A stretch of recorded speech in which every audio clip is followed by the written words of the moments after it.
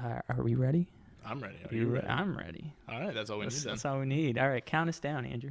All right, 3, 2, 1. Welcome back, ladies and gentlemen, to the Slice of Life podcast. Ladies and gentlemen, this podcast has been a wild ride. It was Johnny Reviews, now is the Slice of Life podcast. And guys, I talk about a lot of things. I talk about health, I talk about fitness, entertainment, everything. And on this side of the table, we have another guest. He was on the panel for the entertainment. I was. Yeah, he was. And I wanted him to come back on because he has a unique, one of the unique stories that I find very interesting. And it has to do with health and fitness. It's intermittent fasting. Ladies and gentlemen, this is Chase as Azarian. You got it. Good, Azarian. I was it's like Azarian. Azarian. I heard Azagian. Like, bro, I was like Azarian. Like, but yeah, you nailed it, man. It's got to be right there, man. But yeah, I'm Chase Azarian. How are you, man? Like, I'm doing good for a quarantine COVID scenario. I'm doing fantastic, man. How are you doing, dude? I'm doing great, brother. Like everything right now, 2020. I mean, it sucks, but I think you just gotta look at the bright side of everything. You gotta make yours not suck. No, yeah, dude, that's so true. So true, dude. So, how do you think your 2020 is going? Like, how's my 2020? Yeah, like my 2020 is going fantastic. Oh, yeah. I mean, I think we kind of touched on this last time, but I'm very glass half full.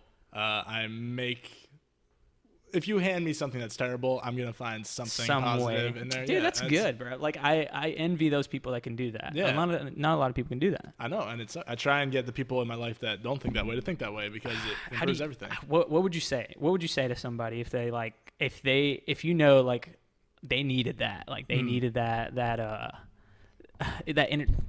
inner motivation? What would you say to them? Like, well, first of all, they have to be open to definitely changing that mindset. Okay, you're not wrong. Yeah. Because there's definitely friends I have where it's like I try and talk to them and they have like that, oh yeah, fuck that, and I'm like, no, well, they try. I'm not gonna waste my time. Yeah. It's like at some point you're just like, I can only push you for so long. Like, at the end of the day, nothing I say will convince someone to change their mind. True. It's kind of just their experiences that'll change their mind. Exactly. Dude, and you're not just like a guy, like you're a videographer, you do your own photography also. You have your own, you're doing everything with real estate. You're like a well-rounded person. Like, I mean, thank you. No, like it's dude, for me, I want to be good at a lot of things, and that's the thing that kind of like drives me to go do like new things. Yeah, so for like, sure. Hey man, I suck at a lot of things. That's for sure. No, it's, you try and want me in basketball, bro? It's game over. Dude, like I'm done. Yeah. Football, maybe another, but basketball, like, nah. Okay. Like, you see my skin? Like, I don't belong in the court. But no, dude. Okay, so let's chime right in. Like, where were you at before everything that happened with intermittent fasting? That's where a lot of this podcast is going to be about. We can chime about all this stuff, but just talk about what you experienced when you were like big and you were fat and you were like, what made you want to change? Right. Well, I've tried intermittent fasting 2 years ago. Okay. So we can talk about the failures I had with dude, go ahead. Fasting too. I heard about it 2 years prior to when I did it. Yeah. And it's the failures. Yeah. No, 100%. Because I think anyone that is bigger and tries to lose weight, you don't lose the weight on the first try. Very rarely will you nail it on the first try. Right. I was definitely someone that had the want to do it, but never. I always had somewhat of a drive, but I wasn't driven to like. I had other priorities where like I was like I should focus on this thing. Even though I think no matter what, the biggest lesson I took was you put health first. The second you get your health down, every other thing in your life just. It's like a spiral effect. Yeah, like my filmmaking, my video skills have improved exponentially because I lost weight. Yeah. And you wouldn't think there's a direct correlation between those two things. Yes. But 100% there is. Okay. And just to clarify for everybody, we were talking about our experiences. We're circumstances. I'm not a doctor. No, we're not a doctor. We're not a scientist. No, we're not even a personal trainer. Yeah. We were just talking about our experiences while we did intermittent fasting, our sort of knowledge with it, how we feel in the process. We're dudes that were heavier than they wanted to be, so, and then they were able to lose a decent amount of weight. We can only speak for men also, so like if I'm just kind of clarify, like if a lot of things will still apply. It will apply. Yeah. So that's what I'm saying. Like some of this mindset will kind of transfer over for women that also want to try it. But we're just talking like our stories, what we are going through and all that stuff. So keep going. Okay, so I tried before like just running. Hated running. I tried just weightlifting, which got me stronger, but I would still keep the body fat on. Right. And just like over and over again, I would try the chicken, rice, and broccoli 3 meals a day thing. Meal for like prep. 2 days. And that shit sucked, even though. Dude. So I think the thing I was looking for the most was something that was sustainable. Something I can, even when I lose the weight, I'm not going to hate what I eat. Yes. And B, something I could do for the rest of my life, as opposed to, okay, we're going to do this for 6 months. I'll lose the weight and then go back to what I was. Cause that's how it's like 95% of people that lose weight over a 3-year span, they'll gain it back. And I'm really not trying to be one of those people. I'm trying to keep that off. Keep it there. Consistent. And, yeah. You know, and that's what you're saying. if you like what you eat and like what your workouts and everything, that shouldn't really be a problem because I've tried keto, I've tried carnivore, and they definitely like worked for a couple days. But at the same time, I knew like, bro, I can't go the rest of my life without trying like the best slice of cake. Exactly. You know what I mean? Like we're gonna talk about that too. Yeah, like 100%. the I don't know. We fall victim to it all the time. So like it's like I think that's the normal day life that we have to know. When did this happen? Like what? Give me the time limit. Like when I first tried to start losing weight. I mean, it was an ongoing thing since like end of high school, bro. Okay. Like I probably the heaviest I ever was. I don't have a number. I didn't weigh myself, but it was probably my freshman year of college where I'd gone through a ton of shit that really just fucked me up mentally.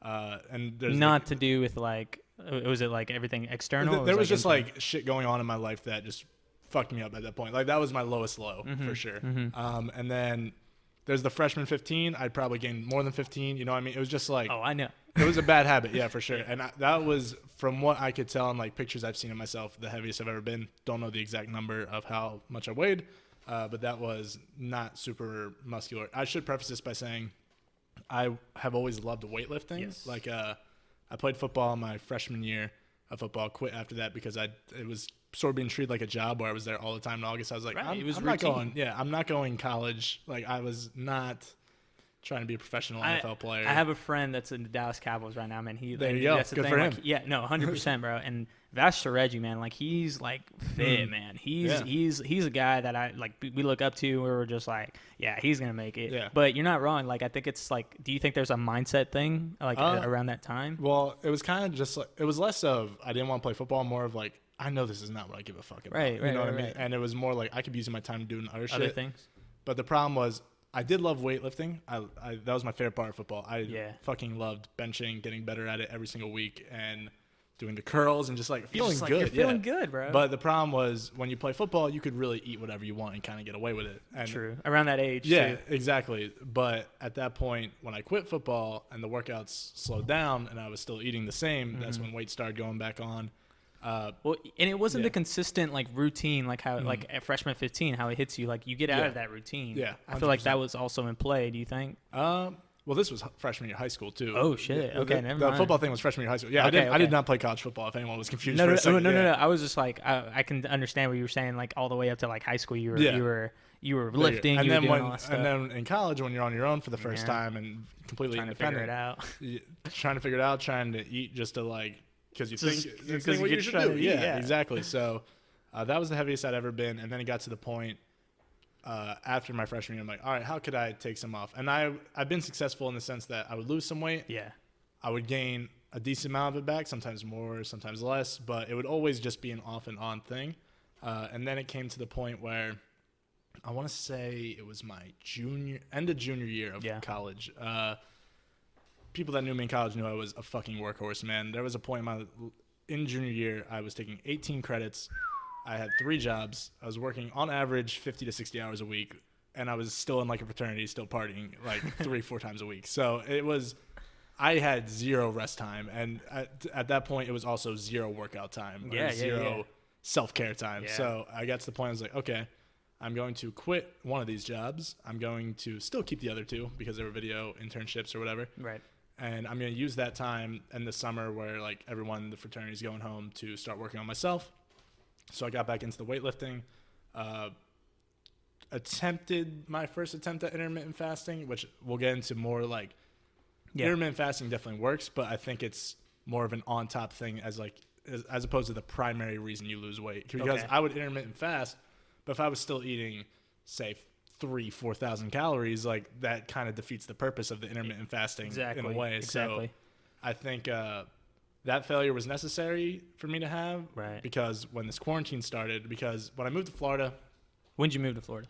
May 2019. I moved to Florida the day of my graduation, and I've not been back to Jersey since. I haven't been to Jersey in a year and a half. What's wrong with Jersey? I mean, I love Jersey, but I am gonna make my way back don't probably get me for wrong, Christmas man. and Thanksgiving. Yeah, Jersey's it's great. like we'll visit from now on. 100%. But yeah, I went to my graduation. Pre-game to graduation, I went to the apartment, grabbed my stuff. My roommate's parents dropped me off at the train station that was just 3 blocks away. Yeah. Got on a train, got on a flight, came right down here. My dad's graduation gift to me was he drove down my car with my sister. Yeah. Because I just would not have made it on time to check in for Disney the first day, which was the following day. Right. So came to Florida. At that point, I was not the heaviest I'd ever been, decently heavy still. Then I kind of was good with the working out for a bit, Yeah. like especially with working a job at Disney. You know, you are fucking walking all day. Dude, Like, it is nonstop. I know, Yeah. man. Yeah, we know. Yeah. Any cast members out there that are listening, there's a lot of them, but Oh, they know how much walking is Mhm. needed, standing, or just even out in the sun. Like you're just Oh out yeah, no, there. you are sweating. You're sweating, bullets. man. 100%. Like you're rehydrating every 20 to 30 minutes, and it's not like Florida. Yeah, it's a different beast. Yeah, bro. no. I mean, you adapt, but Yeah, you adapt. I adapted. My adapted first real shift well. at like 8 a.m., I was like, "There's no fucking way I could keep doing this. It's just not possible." So it got to the point where I was maintaining the weight I was at. I want to say I got heavier around the party season because I'm a photographer at Disney World. Right. So a lot of my shifts were Magic Kingdom when they have like the Christmas parties and the Halloween parties. It's colder too. It's colder, and there's also just like parties where I will be the last one out of the park, like the photographers Yeah. sometimes are, and 1 my to ass 3 isn't a.m. leaving until 2, 3 a.m. I yeah. know that, man. And it Magic gets to Kingdom the point, sucks. yeah, it fucks up your sleep schedule. Yeah. It fucks up your diet in a way. I mean, It's that's hard to no maintain excuse, it. but Yeah, yeah. it's definitely, it hits you mentally. Yes, it does. And then got to the point, it was March, Disney World's closing. We all think it's going to be, I didn't think it was going to be for 2 weeks. I thought it was going to be for like a month or two. Yeah. Everyone, at the time, it was 2 weeks, but I kind of took the 2 weeks to kind of just do what I wanted. I kind of just took it as a vacation. And then it was March 30th. I sat down, looked in the mirror. I was like, I have all this fucking time. Like, if there is a time to get shit done, not just lose the weight. March 30th of this year. Yeah, March 30th of this year, 2020. Okay. Right whenever quarantine, we're Right when I knew quarantine, that was, I think, the first time Disney extended it. To like an indefinite Yeah, because they reopening. didn't know. Yeah. It said only 2 weeks, and then Exactly. I was like, if there's a fucking time to do this, it's right now. And then it wasn't just losing the weight. It was writing the feature-length script I always wanted to write. It was starting my business. It was doing all the things I've been using the excuse. We haven't talked about your film side either. Oh, yeah. But we're gonna keep going. All right, sounds good. But just the excuse before was Disney takes up all my time. Yeah. Because I was working 40, 50 hours a week. When you take that excuse out, I have no fucking excuse. So it was, hey, you had this opportunity. I don't want to call it a vacation, and COVID is not a good thing by any means, but no. it was a huge block of free time. Yes. And I think I was one of the people that saw it, and I was like, I'm going to take fucking advantage right now. And then the rest is history, man. People are looking at us right now. They're just like, man, fuck you guys. You're like. Not the people that did shit, though. No, yeah. So, and that's, and dude, I envy your mindset, bro. I really do. I really, like, I'm like, 100%. Like, dude, there was a point where I was like, man, this is fucked. Yeah. Because, like, we were like, right whenever COVID happened, we were just kind of like, we were like, damn it, man. We got fucking financials. We got like so many things to worry about. And it was just like a stressor, like just kind of like compacting. Oh, for sure. We didn't have a gym either, so like there was no way to relieve it like in any way. Sure, yeah. Yes. So, dude, and so everything changed for you at March 30th, right there. March 30th. That's when you decided. That is the day. So, what did you know about fasting, and what was it that kind of like didn't work out in the past and that worked out again? I knew the eating window was definitely easy to pull off for me anyway. I'm a very busy guy. I tend to work pretty much all day, so having 16 hours at least for a minimum to not worry about cooking, to not worry about, I have to go do this, I have to go in the kitchen. It's nice for me personally.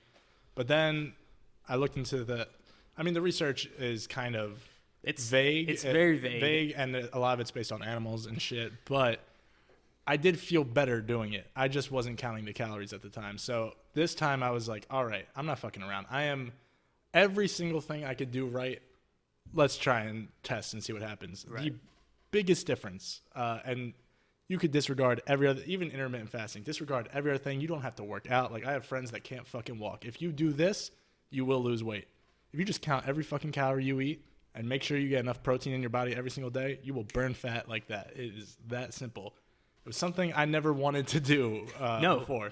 Yes, like, I think that at that point, that's where the discipline, like, kind of like kicks in your mind, and you're just like, oh my god, yeah, you're like, freak, like, I have to know what to eat, when to eat, at a certain time. So let me ask you then, like, how did you feel? Like, do you remember how you felt? Like, your mind felt, like the fogginess. Like, do you remember any of that? Like, right before? Yeah, I thought I was all good mental health wise before, but what fasting and counting calories and discipline does, it just gives you so much fucking clarity. Like, exactly. I don't even know how to describe it other than, like, I am locked into whatever I'm doing. Yes. Like, if I was doing this podcast like 6 months ago, I'd be having a conversation with you, but there would definitely be times where, like, my mind kind of wanders. I am zoned the fuck in on Johnny right now. You know what I mean? Dude, no, exactly. I know exactly how that feels, and that feels really good. It's just hard to explain it to people that are 100%. trying to like, they're like, I just want a definite answer. Is this the right thing to do? I'm like, I don't know, man. Like, I don't know if fasting is right for you, but at the same time, you can see what I saw and how I experienced. That's why I created the video. Yeah. And then, like, you also created a video also, which I'll put a link down for. Like, I'll put pictures up and stuff like that just so you can see. But tell me what all you knew, like, about fasting that was like. Okay, I had to do this, this, and this, and this. I knew working out fasted, you're going to take energy straight from, like, your body fat, as opposed to if you eat right before. Okay. Most of the energy you're getting from that workout is from the meal previous. Yes. Like, to sum it up in the most basic term, I knew about that. I knew just pick a time that works for you. I knew it would, like, help your immune system and things like that. Like, there's definitely a lot of health benefits to doing it. Yes. And I still am not a pro when it comes to fasting. I'll just put that out there. Yeah, we put it out there. I did the disclosure in the I was just like, let me try it. And what I do know for a fact is I feel great when I do it. I'm sure that's a combo of everything I do to stay healthy. But yes. What else do you do? Like, I mean, after that? Count every calorie. I work out every day. I drink a gallon of water. I pretty much cut out all alcohol except there's certain nights where, like, if everyone's coming over. Coming over. And I'm going to fit it in. But we'll get to that. Like, I just feel like people that need to know, like a definite way to fast. And I'm like, dude, there's different types. There's very big, like, I did the 16-8 where it was just, I think that's the most generic one where there's, like, you stop eating, you eat from 12 p.m. all the way to 8 p.m. and you stop eating from that at that point. And I was like, I would do it for a good amount of time. I let go of alcohol whenever I was doing it, just because I was like, that's gonna add more poundage and shit. So I was like, I'm gonna do that. I ended up implementing keto, not by accident. It was and the reason you just wanted to cut as much carbs as possible, or no, I was eating healthier. Like, I was, and I was just like picking foods that were, I guess, healthier in that sense. Like, I was eating more salmon, more avocados. I was getting more. I wasn't cutting out meat. I wasn't doing any of that. Like, kudos for those people that can do it, but I can't do it. Like, that's. I'm not one of those people. I'm not. I have mad respect for the people that do. That's what I'm saying. Like, I can't do it. But I was like having more lean meat than anything. So I was just like eating chicken a lot. I was cooking almost everything. Like, and it started getting into, like, the omega-3s and, like, what they can do, and pretty soon I started doing research on keto, and it's like, so this is how you keto, or like, oh, this is what I've been doing. I was like, accidentally I was doing it, but I was just eating healthier. Yeah. So did that also kind of, like, did your eating habits like change from that end, like, where you were just like, am I going to be eating the same things? Like, I know we didn't do the routine, like doing a meal prepping, but what did you do? Like, I'm going to plug the best YouTuber of all time. This man's name is Remington James. Okay. I don't know if you're familiar. I think so. I have a health subscription channel where I have, like, boom, boom, boom, boom, boom. Gotcha. Thomas DeLaury, he talks about stuff. I have, like, Athlete X, everything that has to do with health and fitness. I have it. Gotcha. Sweet. So he's probably on there. Yeah. I don't know. Okay, sounds good. I know there are people he references that do the same thing he does. He just happens to be the guy that I found and stuck with. Right. His whole concept is you eat anabolic, so as long as you hit your protein goal for the day, carbs and fats will not matter. I was like, this seems like, it was one of those things, like I was telling you, I'm just trying to try everything. Try it out, and see what works. And this was luckily the first thing I tried, and it was the thing that worked, and it was the thing I would do for the rest of my life. Okay. So the idea is calling a food bad for you is in its own way bad, which I was like, it's like saying dieting and shit like yeah, that. Yeah, like in a way. So calling pizza bad, like everyone thinks the stigma is pizza is bad for you, right? yeah. Now, if you're having a whole Pizza Hut pizza, yes, that is bad for you for sure. That is not good. That's a lot of calories. There's a lot of shit going in your body that probably shouldn't. But if you take a lavish bread, flatbread pizza that's 120 calories, 12 grams of protein, you use a marinara sauce that's 50 calories for 125 grams. If you use fat-free mozzarella and use turkey pepperoni, you will have an under 300 calorie whole flatbread pizza that you can enjoy and doesn't taste like shit. It tastes phenomenal. When you take that logic and apply it to everything, I make the Taco Bell Crunchwrap just high protein. I make my own quesadillas. I make burritos. I make protein peanut butter cookies. I made a protein Oreo cheesecake. It was phenomenal. So bro. you make your own stuff then? I cook like everything. So now. were you a cooker beforehand? No. See, I was dude, ass. Yeah. I was ass. Microwave too, was my bro. best friend. Like Yeah. literally, like you get some kind of crappy food, you put it in the microwave. That was it. It is weird how like you implement this sort of way of living, and then it literally heightens another thing that you didn't know you were good at. Like, Exactly. And it's enjoyable. When you get good at it. 100%. Cooking is a good skill Yes. to get good dude, at. when you bring dates over and they're just like, oh man, let me Hell cook. yeah, Yeah, absolutely. dude. Like, that's the way. That's the way to Let kind me of stuff this chicken breast with like the feta and spinach, and it looks like it's a restaurant. Yeah, and dude. it's good Yes, for you. 100%, bro. 100%. So like your eating habits did change. They changed. They changed in the sense that everything I eat is high protein, low calorie. I could eat a lot and still lose weight because I am still cutting. So like, there's this whole thing. You figure out your calories. If you want to lose weight, you subtract 500 for that number. If you want to gain muscle, you add 500 to that number. My number was 2,040 minus 500 is 1,540. My goal was, okay, I like to eat a lot, but I still want to lose the weight. How do I find things that I enjoy eating that are low calorie, high protein, and I'll still lose the weight doing it that way? Right. And I just make those recipes over and over again. So, yeah, before I came here, I had 2 cheesesteaks. Both of them were, I want to say 550 calories. Yeah. That's great in my book. You get a real cheesesteak somewhere else, like No, just yeah, one yeah, is going to be like 100%. 1,000. Yeah. 100%. Okay, so, and I'm trying to get every aspect I can from like what ended up happening, like implementations I was doing like throughout the time. There was this thing from cutting and bulking, there's that idea like you should cut first or you should bulk first. I don't know if you know, but like, did you know what you were doing? Like, I knew I was cutting. You for knew sure. you were cutting. Yeah, like, I know the basics of bulking cutting. Yes. I knew I was bulky. How do I get the fuck out of here? Yeah, yeah. for sure. So, and for me, it was different. It was like, and that's the misillusion like that people get into is that because everybody you ask like if they want to lose weight is like I just want to be lean but not get too and it's just like that's not a very structured answer. Yeah, exactly. You know, you have to really understand like what you're really trying to do. Yeah. It's like, are you trying to, like, whenever people say they want to lose weight, are you trying to lose weight? It's really body fat. It's but fat. It's everyone's fat. even I still call it losing weight. Yeah. So like, and I just want to like reiterate to those people is just like, you're just trying to lose fat. Like there's people that are skinny fat where they're just kind of, and that was kind of me where I was like getting a little bit more plumpier and plumpier. And I was like, I don't like this. I don't like how I feel. I don't like how I like this making me crap. Like it's just making me groggy, like everything. It was like not just the look proportion, what it was doing to me mentally. So, and I ask you like, the mental state that you're in, you were a very grinding person. Like you already had that in your mind. Like it was already there. But what the indicator of like what it was, like what was that positive motivation? Like was it just to pick up chicks? Was it to look better, to feel better? I mean, the main thing I think was there's a ton of reasons, obviously. Oh yeah, 100%. It's definitely not just one thing. That's why I'm asking. Is like this is your story too. Oh, appreciate it, I guess. But the biggest thing I have is I even said this in the video. Like I am a very ambitious person. Yes. Like when I talk about the things I want to do, I feel like.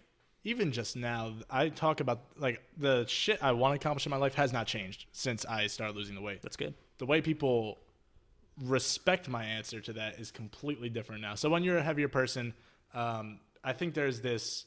It's hard to take you serious. In a way, because it's like, why would I take you seriously if you don't take yourself seriously? You know what I mean? And I think that is a very fair. Like I don't believe in like fat shaming in the sense that you shouldn't call someone fat and like make them feel bad about. This is why I'm asking is because you were there. 100%. And this is why I respect what you're saying, and I think a lot of people do too. And that's why I'm saying 100%. like what you're saying is okay. Yeah, like I think like bullying someone because of their weight is not going to make them want to lose the weight.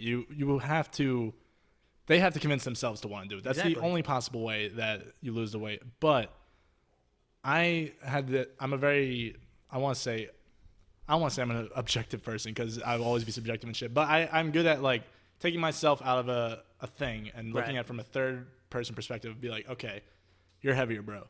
You tell someone you're going to win an Oscar at this weight, they're probably just going to treat you like you're a little kid with a dream. Yes. If you're someone that starts grinding, loses 80 pounds, and you tell someone, I'm going to win an Oscar before I die, they take that answer, even if they don't take it fully seriously and they still think you're kind of full of shit, they take it with a more serious grain of salt.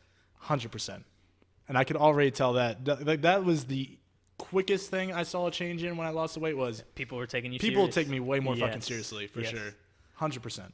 Man, I was talking, the first time I ever met you, too, I was like, man, you look fit. Like, you work out and stuff. And well, you met me, like, in case people don't know how me and Giant met, like, there was a couple social gatherings we had during COVID, and I met, like, you, Mitch, like, all those guys, probably, like, after I lost about 30 pounds, I want to say. So, like, I was still bigger, but I wasn't as big as I was, so that's why I never even saw that part. And then, like, Adam, he was the one that was telling me, he was like, yeah, my roommate, he's really into, like, fasting and, like, actually, like, losing weight, and I was like, oh, shit, who? And he said, Chase, and I was like, no wonder. Like, I was looking at you, and I was just like, you had this, even the way that you presented yourself, it was like, I didn't know. I didn't know anything, but it just, you had this, like, respect to you that was like, oh, okay, like, this kind of goes a long way from just weight. Like, it's like, it changes your mindset. 100%. And I think that's what, like, I think that's what's different is that, like, you're not wrong when it comes to, like, we're not fat shaming anybody, but there's this stigma that you're not wrong. Like, can you take yourself serious enough to where you can take care of yourself physically? Yeah. And at that point, they look at that first because like, that's the first thing they look at. Yeah. And right there, they can kind of make we could act like we're not judgmental people, but everyone has an immediate judgment. Right, it's just how we're born and raised. And I think we're talking about fitness, but then we're talking about weight and health, but it kind of rolls over to like new other things and like 100%. And dude, that's the reason I was asking. Like, it's critical thinking, like when it comes to this stuff, because you don't know what you're gonna get. Like, you could be dealt the crappiest cards, but have like this determination to you.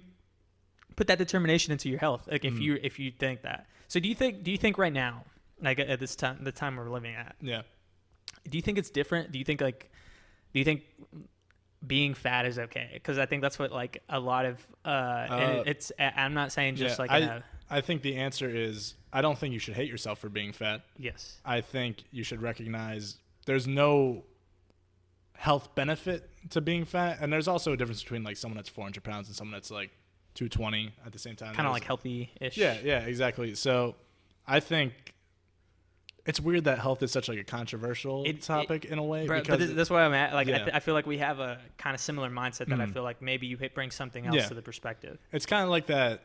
It's kind of like having the friend that doesn't lie to you. You know what I mean? Like you throw on a shirt and everyone could be like, yeah, like it looks good. And then you have the one friend that's like, nah, you should probably take that off. Like, yeah, that friend's going to hurt your feelings for a little bit, but they're doing it because they love you. Yeah, it's like, they're being critical, like, but it's a criticalness that I think everybody needs, and I think there's not a lot of that now. Yeah.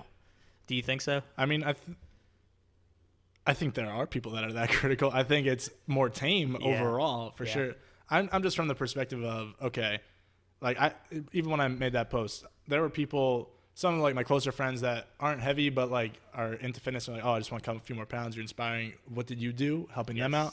I had friends that reach out to me that are way heavier, and they're like, hey man, I've been trying, your video like made me fucking cry, like how do I do this? And like though, like handling it that way of like, I think you almost have to make yourself approachable. You can't tell someone that's overweight, hey, you should probably lose weight, because that doesn't motivate that doesn't motivate them at all. That kind of just makes them feel like shit, as opposed to if you put yourself out there like, hey, I do this is how I help, people will naturally come to you. And I've been talking to people I haven't talked to in a fucking like 5 years because I miss them, and they're like, bro, help me out. And they text me every day like, this is why I'm eating. I'm like, bro, that's fucking sweet. Like, that's awesome. So are you health conscious? Like, are you like, are you doing this for the longevity? Are you doing this 100%? I have no intention of going back there. I mean, like, what I like about how I was eating was I had the flexibility where like this past week, for example, right? There was this donut place in Sarasota. It's called 50 Donuts, right? I've been looking at this place. Like my sister sent it to me like a month and a half ago. You're like, damn, I'm like, dude, I'm never by Sarasota, but me and Justin, my roommate, we started a real estate business, and we were shooting a beach house in Tierra Verde, which is about 45 minutes from Sarasota. Yeah. I was like, we gotta stop this donut shop, bro. Come you know on, what I bro, mean? like- Because we went in. Shout out 50 Donuts. I've never been, but you're making they're me wanna fucking go. incredible. Yeah, I mean, so many calories for sure. Spread them out. I brought them home to the roommates. We split up a lot of them, so I was like sharing a lot of them for sure. So I was like, I'm not doing this to be nice. I'm doing this so I don't fucking eat all of them. Yeah, exactly. I do that with my roommates too. I'm like, hey, y'all can have a slice. I'm like, I don't want to eat it all because Exactly. I know for a fact I will eat it Exactly. all. Like I would save it, eat it later. Exactly. But counting those like there'll be 2 days where like I definitely overate those calories a day. Right. But that's fine because if every other day I'm back on my shit, eating healthily, like I have a Red Bull right here, right? Yeah. Usually I would down a normal Red Bull. This is the sugar-free one. This whole can is 25 calories. Yes. It fits in with whatever. And there's this whole thing of like fake sugar or whatever. I just know I feel way better eating the fat-free shit, like sugar-free shit. So I'm sticking with that. Okay, so like now. the implementation that you're talking about is like you're more. I think you can be a little bit more careless of what you eat just because now you know your routine. I think just having a better relationship with food. Yes. You know what I mean? This is the thing, man. People love Exactly, food, so exactly. that's Like, if you told me the reason I hated dieting before was because I thought what everyone else thought was like you have to eat chicken and salmon every single meal. you're And like crap. you tell a kid from Jersey he can't have pizza, all he's gonna be fucking thinking about is when can I get that pizza? But my cravings have completely gone away because I have a pizza recipe now. If I'm craving Exactly. pizza, I make my own pizza, and it's not like this. Like there's some frozen, like I don't want to say Weight Watchers because I don't eat shit like that, but there's definitely frozen, healthier meals where they don't taste that great. Yeah. I make my own shit. It tastes phenomenal. I am proud of my cooking for sure. Yeah. You know what I No, mean? and I mean that's like it helped me thought about like because I didn't think about coconut oil. I didn't think about all these different like oils and what they can do for your body and all that stuff. It just makes you do more research for to be 100%. honest. So you're getting more health conscious like about what you put in your body, especially because I think it's health and fitness are very symbiotic with each other. So like you can't do one without the other. You can definitely eat really well and you won't gain a lot of weight, but it also is the physicality of how much you can maintain your body fat and how much like you put your body through so much stress, especially just living. Like you have to have a little bit of muscle to that just to kind of keep it correlated and keep it maintained, keep it homeostasis. What Right. I'd say balanced. But and this is what I'm saying. Like, is a lot of this stemming from just the idea of like you hated yourself? Like, was there like a depression mode or I anything didn't really like that? hate myself. I just going back to the being Right. taken seriously thing. I was like, there's a lot of shit I want to do, especially just forget like fucking looking good, right? No, yeah, Like, okay, yeah. From a health perspective, like my family, like both sides have had shit get passed down to them, and I'm like, Okay, I want to make myself like I'm inevitably gonna get something eventually, but it's like I can improve my chances and me being around so much longer if I just handle this shit now. Yeah. And that's all the motivation I need, man. Bro. Yeah. No, and like, I don't know, man. I feel like now more than ever, it's just like, I think people are. I don't know if it's just 2020 or if it's just like the fact that a lot of people have lost the sense of confidence, but motivation to kind of keep doing what they're doing. But it's okay. You can kind of like get yourself out of like one fast food meal or two fast food, but keep doing that. You're gonna get yourself back into this little train of like 100%. self-destruction, not just in health or just eating wise, but like everything else. And if you allow yourself, like, hey, I don't believe in like cheat meals. That's why I make like I did carb cycling. Okay, like, we could get into that. Yeah, I was like, that's what I do, but that's just Okay. like, I think that's what works for me more. Hey, If you want to, that's what it's about. We'll Like, I can't tell someone what to do, like plan by plan, because at the end of the day, what you like is what ends up happening. As long as it's sustainable to you. Like, I didn't do keto because I can't do that every day for the rest of my life. True. But if you are someone that can do that every day for the rest of your life and you feel great, yes, I would 100% recommend keto. Yes. There's people that are vegan. There's people that are vegetarian that don't eat meat. If you could do that and you're healthy and you enjoy what you eat, you stick with that. I'm not going to tell you to change anything. Yes. It's what you like to eat. Yes. And I go back to the cheat meals. It's just like, I think that whole idea of having cheat meals for me was totally diminished whenever I realized I can eat I can eat a lot Yeah. and still not gain all that stuff because of the routine things I'm doing. Exactly. So I can go and even have we go and have like beers with the guys and stuff like that, and we're just kind of like having fun. But it's like, okay, tomorrow I still got to go work out. Like it's fine, so it doesn't affect me as much as I think it does anymore. Like, granted, I don't drink as much as I used to, but it's just because like it's just the idea of like I appreciate alcohol a lot more that way, but I also appreciate the food that I eat. Yeah, Is that exactly. what ended up happening to you? I mean, pretty much, yeah. I was like, how do I just enjoy this? You know what I mean? I'm over here brewing my own at the most, beer. Like, that's what I'm saying. Yeah, you were into it. Like, at the most basic level, it was, how do I make this not suck? How do I enjoy losing weight? And how do I maintain that enjoyment after? Yes. And that's where I'm at right now, which is why I like where I'm at, man. Dude, no, 100%, bro. We're going to get into like because your body type is different than mine. Yeah. And this, I would say, just anybody that's looking, is just like, I'm a more athletic build. You're more of the bigger, stockier build. And I don't quite know the endo, meso. I don't really either. Yeah, I know what it is. Yeah. I couldn't pass a test on it though. Me either. But I just, because of that knowledge that we know like our body types are different. Yeah. And we know how we both implemented somewhat the same routines, but we both came out with different results. Yeah. And anybody that's out there is like trying to kind of like mimic what we're doing, it's what really works for you. Like if you think, because someone could be bigger, way much bigger than like what we were. Yeah. And they're just trying to get at least back to a healthy fat level. And it's like that will kind of like go much longer, even though that I think right there's something in your mind that's telling you I can keep going further, but you know, like, oh my God, at that point I'm doing something good. Yeah. So I don't know, man. I'm trying to get to this point right now where this whole motivation and inspirational thing, I think it stems more from your day-to-day living. And let's just say your day-to-day like dispersed, and so like it was, or do you have like a routine every day? Well, I schedule my day and like. But were you like that before? Like before losing weight, no. That's what I'm saying. Before losing weight, I was good at. So the difference, all right. So I have a calendar. That's why I'm bringing up the differences from like before losing weight. I would write on my calendar, okay, I have this Disney shift this day. I have to do this chore. I have to make this video. Didn't give myself a specific time. I was just like, do it that day. Yes. And a lot of the shit would get pushed back because I'd be like, oh, I can do that tonight. By the end of the night, you lose your willpower. You don't want to do anything, and then you get caught behind. The difference that I did with this was, okay, I have two schedules. I have my calendar. Whoa, you got two schedules? I technically have two schedules, So I have the calendar, right? It says all the bigger things I have to do. Like today, I wrote Johnny in blue because I knew I had to be here for this. I put edit real estate video. I'm just glad I put chest because I had a chest workout this morning, and I'm a filmmaker. I watch a movie a day, so usually movie a day is wasting time. I use it as like education purposes. That's fine. Like even if it is, like, I think you should have a waste time like box. That's what in your schedule. It's not even waste time for exactly. me. I'm like observing. I'm like, damn, how did they do that? Exactly. So once a day I have to fit that in. So it gets to the point.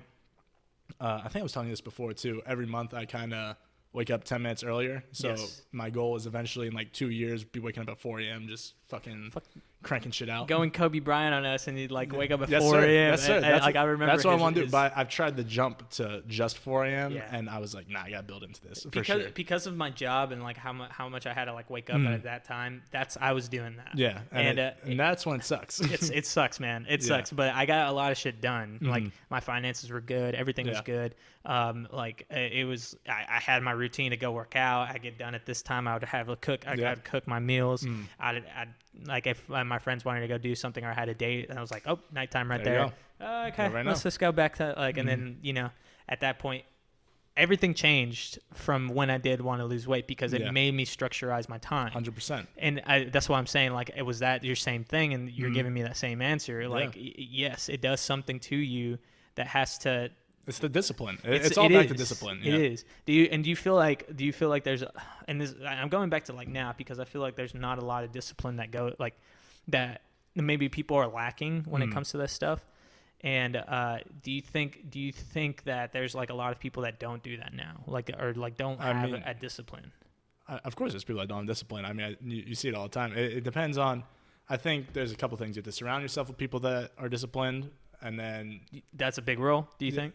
100%. That whole thing of like you are the 5 people that you hang out with. That is the most true statement there is. For sure. Man. I know. 100%. Like if you surround yourself, that's why I love meeting creative people and becoming like really close friends with creative people. Because I met you, bro, and you were like, damn, bro, like you're like up to the T. That's what I'm saying. Like just surrounding yourself with people that you want to do shit like similar to. Yes. So I live with my roommate Justin. Shout out to him again. He's like my business partner. Yes. When I wake up, if I'm not doing anything and I see Justin editing pictures in his room, I'm like, fuck, I gotta go do some work. I can't be the person. I can't be the person not doing like work. lacking. I can't be the fucking person. And that the same thing rubs off with confidence. Same thing rubs off with discipline. Bro, it's everything. Like just everything. But I guess that would be the answer in a way. But like implementing that with the calendar thing I was saying, it's like I wake up at 8:15.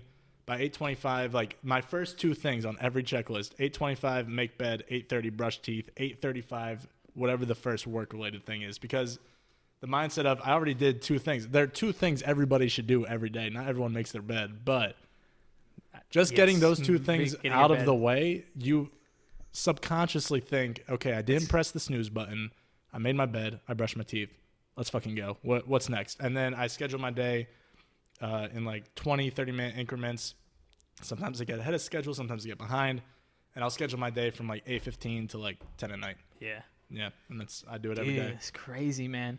Yeah. We're not even at the age yet, but like, do you think throughout time, like let's just say, even if like we get married or like, we're at a different age, like can those things still be implemented? Like, I mean, they can. You just have to get even better at time organization. Like Casey Neistat, for example. I don't know if you ever seen. He made a video of like how he schedules his day. That man's a fucking maniac, bro. Dude, there's so many different maniacs out there that like Rogan. He's one good maniac that I listen to, but he's just like he has a routine for almost all the things that he wants to implement in his life. Anything you want to do, you can do. Exactly. Just put it in there. 100%. And then when I have like a family, say for example, like I'll make sure like say from 6 p.m. to 10 p.m. No question. That's pure family time. There's no work. There's nothing. That is family time. Luckily, I'm in a point in my life right now where I don't have a family to take care of. I could like still schedule shit in, like my friends, girlfriend, shit like that. And like actually, I still make time for those things, but it's not like every day I have to take care of a baby. You know what I mean? Yes. Luckily. At this point. I see. And that's the thing. Like, man, I want to help out everybody that I can. But even then, it's just like at a certain point, how can without changing yourself, what can you do, especially like to help out the people that are no matter what your situation is, you could organize your time. You know what I mean? And that doesn't even have to do with fitness or anything. It's just like you can organize your time. Yeah. So it's like just make you more efficient in everything. But it's so bizarre to me, man, that like all these different ideas and mindsets stem from like success, and it doesn't have to deal with fitness. They just implement it to a health and fitness to kind of like to make it successful. And do you feel like a lot of people have that, or is that just a learned thing? Like, is it kind of like? I think you can learn it. I mean, I didn't always have it. Exactly. Clearly, I was fat. You know what I mean? And this brings me to like another point, especially like I wanted to get to you. Is just like the idea now that your confidence is up, especially like your dating pool. How's that been? How's it clearly is improved. Oh yeah, exactly. I mean, it's good in my book. Exactly. I mean, I have a new girlfriend right now, so shout out Olivia. You're great. She is. I love Olivia. She's Olivia's awesome. a great person. She's awesome. But it's just crazy because like anybody that's wanting to be successful in something, especially like wanting to be successful in the realm of like fitness and stuff, do that because that can literally give you confidence in another aspect, and that can kind of like help you in dating and just everything. Starting a business. With the video thing, I am a way better filmmaker right now than I was 6 months ago. Yeah, way better screenwriter. Everything. Let's get into that. What got you into that, man? Into filmmaking? Yeah. Shit, we got the time? I don't know. Like, dude, this is man. We got the time, brother. Right. We got the time. I was one of those kids. Didn't really know what I wanted to do. I guess like every other kid, I was like, I want to be an astronaut. I want to be a fireman. I want to be all the generic things. Yeah, I want to be a doctor. I told my mom that one time. She was ecstatic, and then I dropped the doctor thing. Yeah. I want to be an FBI agent. Yeah. I want to do sports medicine. As a kid, I watched movies. You know, I mean, they weren't like a big deal to me. Yeah. But I guess Dark Knight came out 2008. I think I was in 6th grade at the time. I'm 23 right now. That was the movie that got you. Well, that was the first time I saw a movie in the theater. I was like, oh shit, like movies could be this good. You know what I mean? I was like 12 and I was like blown away by that. Yeah. But I didn't really think anything of it. A couple years pass, and then Christopher Nolan drops Inception. Yes. And then I remember seeing in the trailer, oh, this is the guy that made The Dark Knight. And I was like, oh shit. Like, there's people that just make movies this banging. Because I saw Inception, I was like, people like came up with this? Like, this is crazy to me. And then I went home, I did research of like about Christopher Nolan. Yeah. He was the first person, like besides like Steven Spielberg, that people knew. Like everybody knew Spielberg at that point. That was the first time I really understood like what a movie director did. Yes. And I was like, that's a fucking cool job for sure. That's really fucking sweet. So I was like, I want to find out other directors. So it didn't really become necessarily like I want to make movies. It was, I didn't realize it was that at the time, but it started almost like my own film school. Like, all right, let me do the research. Let me find out who's this Martin Scorsese guy? Who is this Stanley Kubrick guy? Who is this Quentin Tarantino guy? And kind of just went down the line of watching classic movies for, I mean, I guess it's still going. Like, you're just like at that point, wow. It's like you're stemming to all this different history when it comes to just not the movies, but like how the movies are made, because like Spielberg has a taste of how he makes his movies. Like Tarantino has a taste of how he makes his movies. And was that like inspired you to kind of like even go further into in a way? Yeah, it was cool. Like, especially you just bring up Tarantino. Tarantino's known for like his whippy dialogue. You know what I mean? And just like when you see a Tarantino movie, you know it's a Tarantino movie. You know it's a Tarantino. I was like, that's really fucking cool. That like you just know those things. Yes. And I don't know if I definitely don't have a style now. I don't know if I'll ever necessarily want like a specific style like that. But it is cool just to, even if it's not something that strong, like when you watch a Stanley Kubrick movie, the way he just frames shots is similar. You know it's a Stanley Kubrick movie. Everyone has their own thing that makes it their thing, but it just like, it was super interesting to me. I don't know what else to say other than it was just like, I didn't think it would go as far as it has been going, but I kind of just kept watching movies. My high school didn't really offer like a film production class or anything. Yeah. Did you realize you were good at it, like at some point? I still don't know if I'm good at it. I mean, I saw your last one, or it was just like a little the Florida short one. Yeah. And I was like, okay, that's pretty good. Thank you, appreciate it. But I'm always of the mindset of like, I think like I'm good enough to get paid by a client to do something, but I'm always of the mindset of like, damn, I could do that better. And that's just how I get better. I think I don't know how else to describe it. It's like, I got to make it better than what it was before. Okay, explain videography, because I feel like even that is that something that goes far more than just the film side, or is that just because people use that? It gets defined all over the place. Yes. So the way I describe videography is more filmmaking is you come up with your own idea in terms of writing the script, directing the thing. It's your idea from beginning to end, whereas videography is more like if you want to do like a paid commercial for somebody, or you want to do a wedding or an event or anything that'll pay the bills and is just something someone's paying you to film of theirs, I consider that videography. Okay. So in a way you could say you're both. It depends on how people describe it. True. But I mean it's an act for both, because I like now more than ever people consider themselves videographers, maybe just by what they do on YouTube, or like, you know, like their constant like editing, processing and stuff like that. This is why I ask. I'm like, I don't know that much about like the videographer side and everything that kind of like stems with it.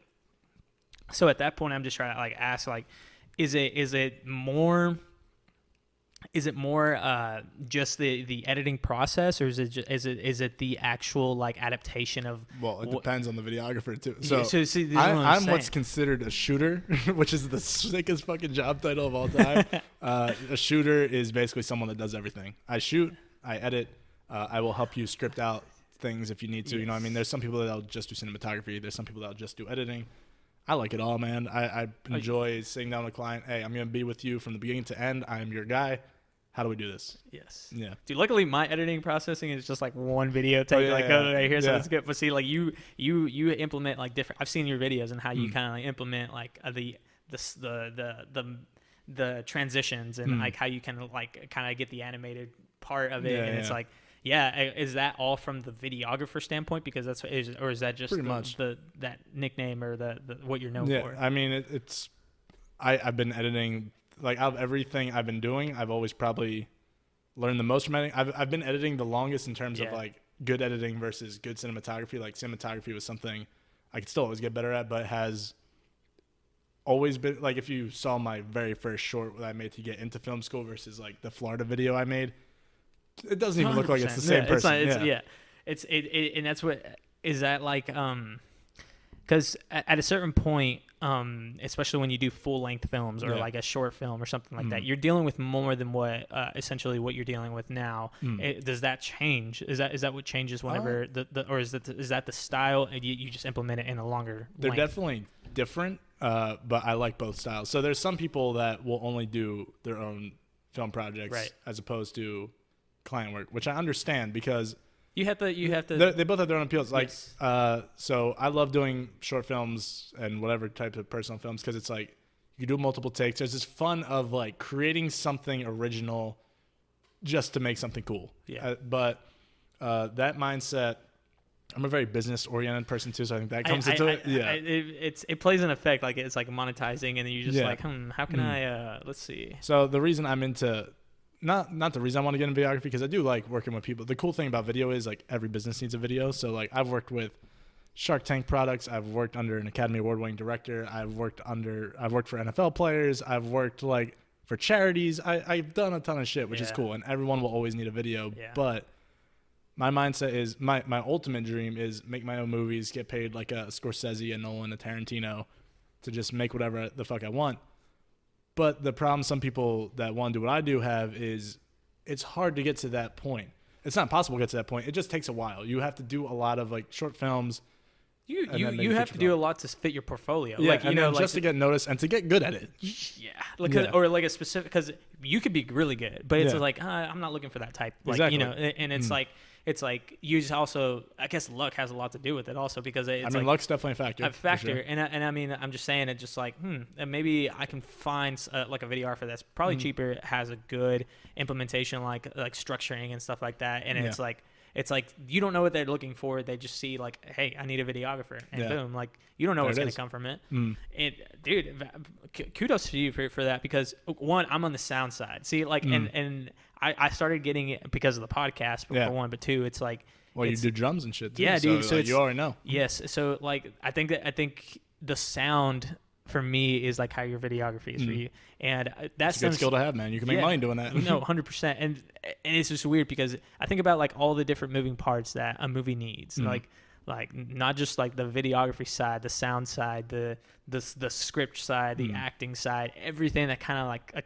comes together in one harmonious like motion picture. And it's so weird how like one person can oversee everything. And I think it's baffling me, because you're telling me all these different traits that you're really good at, and it's like, like that's so true.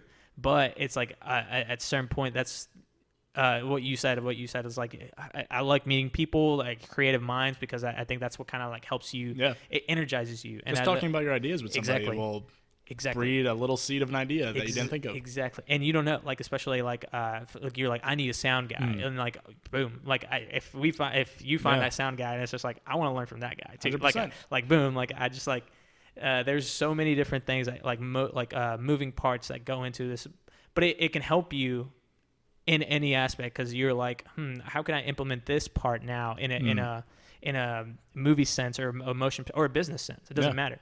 And it's so cool, man. I just think that there's so many creative minds out there that like play a role into, like, maybe you need this little puzzle piece to kind of like make you fit in that one. It's just like, it's a cool thing. Like, you never thought you were going to be in a podcast, and then it was just like, here we are. Yeah. It is fucking dope, dude. And then like, I think everyone's just creative in a sense. Like, everyone will say like, oh, I'm not a creative person, but everyone has a creative side of them that they definitely have. Like, and it'll come from places like, I've gotten ideas about things from people that wouldn't really consider themselves creatives, and they just pop into things. Like my roommate Adam, I am sitting editing the Florida video. There's this shot at the end where it goes into a 360 globe shot. I had it at the beat drop at first, but it had like this aspect ratio coming in. I was like, I really fucking hate that. Like, I don't want that in the middle of the video. And I'm just in my room. He's like, why don't you just put it at the end? And I was like, fuck. I just moved some shit around. It plays at the end. It works perfectly at the end. I'm like, fuck yeah, Adam. Thank you so much. You know what I mean? Like, everyone just has creative ideas.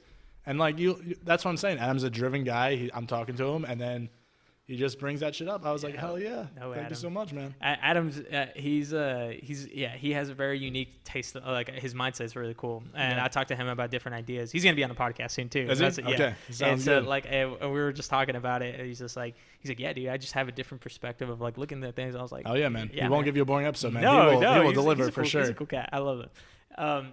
So we talked about that. We talked about your fasting, everything like your health and fitness. Photography, and is that just something new that you're doing? Is that just like? I mean, Is that what you started with? I don't want to call myself a photographer because I don't do it enough to like Again, do it. to warn. I mean, I could do it, but Not Justin level. yeah, well, yeah, pretty much. Like I've done graduation shoots. I'll give you decent graduation pictures. You know what I mean? Like they'll look good, but my whole thing right now is with Justin, we both made our own LLCs, so I could finally legally say I have a business, and then.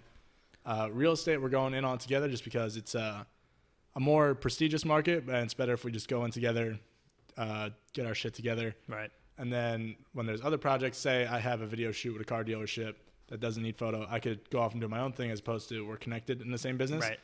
Justin's very into sports photography, so if he has a sports gig that weekend and I'm not involved at all, he could just go do his own thing. There's no like legal issue there and get it done. So yeah, I wouldn't consider myself a photographer. I just use the videography to pay the bills in the sense that, if I do, so my main goal with getting out of Disney very soon, just to point that out there. we're cast members. Yeah, exactly. So the reason I'm trying to get the fuck out of Disney, but you can say whatever you want, brother. It's fine. I mean, yeah, Mickey's listening, man. So if I do say there's for real estate will pay you a lot of money to do video and photography. So that's why me and Justin are trying to get into it. If I do 3-4 houses in a week and it takes me Monday through Thursday, that Friday through Sunday, that's when it's like, okay, I made a good amount of money where I could use these 3 days to work on my own personal project, whether it be a short film, feature film, keep working on that shit until that ends up paying me the same as the real estate stuff. Yeah. I mean, that'll take a while, but it's better than either just doing the filmmaking shit of making my own stuff and not getting paid anything and living paycheck to paycheck at a shitty job I don't want. That's not the Disney job. I do like my Disney job. I'm just trying to move on. No, yeah, you're not wrong. Like, I mean, we find things that are not necessarily fitting what you want to do, essentially. Yeah. So it's like, I'm more sound than anything if Disney can provide something like that. Yeah, fuck yeah. Like, but it's like, it's the day-to-day stuff that you're right. Like, it's like maybe not the 9 to 5 that we're wanting, especially if that's the lifestyle we don't want. And you don't find yourself as a 9 to 5 person either, do you? No, I've had that internship before. You had an internship? I've had a lot of video so internships and jobs. Yeah, I mean, they didn't satisfy your niche. No, they didn't satisfy because I worked with great people. I learned a lot for sure. I just don't like sitting at a desk from 9 a.m. to 5 p.m. in its most simplest form. And luckily, I've found a field where that's not really a thing.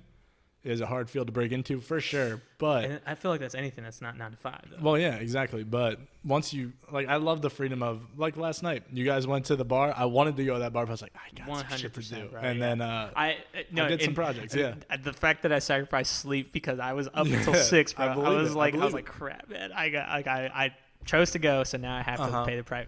And so you're not wrong. And it's like Do you think that will change? Do you think that, like a lot of that? This is now I'm speculating. I mean, shit, but it's like who knows? Like when I'm 40, what I'm feeling. You know what I mean? But if you're asking me on today's date, whatever September, I don't know what date it is. 25th. September 25th, 2020. Like I don't want to retire, bro. I have zero desire to retire. Yeah. I consider retiring like, I get to rest for 2 hours at night. Like I mean, dude, I think about fucking dying like once an hour, bro. Like I don't know what else to say. Like I'm being dead ass. Like first of all, I've had so many dreams where I fucking die all the time. Okay. I just had one 2 nights ago, but that's weird. I mean, not weird, but this is I'm not saying this in like a depressed way. I'm saying once a fucking day, I see myself on my deathbed, first person view with like grandkids looking at me, and then I knock the fuck out, and I'm like, if I get to that point and I did not accomplish the shit I wanted to do, what's the fucking point? I guess that's just the motivator for you then. Like that at is that point, like that is all the motivation I need, bro. That's all I need. You're not wrong. Like literally, we were just talking right before this, and like my roommates and I, we were just like, he's like, he's like, what if we just jumped off a bridge? Or not like in a depressed sense either, but it's just like, And then like, but it just makes you rethink like everything you did in your life, and like, fuck, I'm only 23. What? 23, yeah. Like, it's full. Like, I gotta go do some more shit. That's what I'm saying. And fuck, man. Like, I've never thought about it that way, but I was just like, that's why I was like, hey, now's the time to do it. I wanted to jump out of a plane. I was like, Adam, you want to jump out of a plane? He was like, hell no. But with my persuasion skills, of course, I convinced my boys Adam and Malik to jump out of a plane with me. And now he doesn't regret it one bit. Yeah, like that's all he fucking talks about. Yeah. He's like, dude, what are we we going went again? Yeah, that poster every time we come. Yes, Yeah, we sir. went skydiving. It was Yes, pretty sir. fun. It's It's the a good best. thing, man. Fucking so yeah, dude. Like if there's anything that you could say to kind of like not from your perspective, not telling like if you were trying to like help somebody out, one person out, what would you say?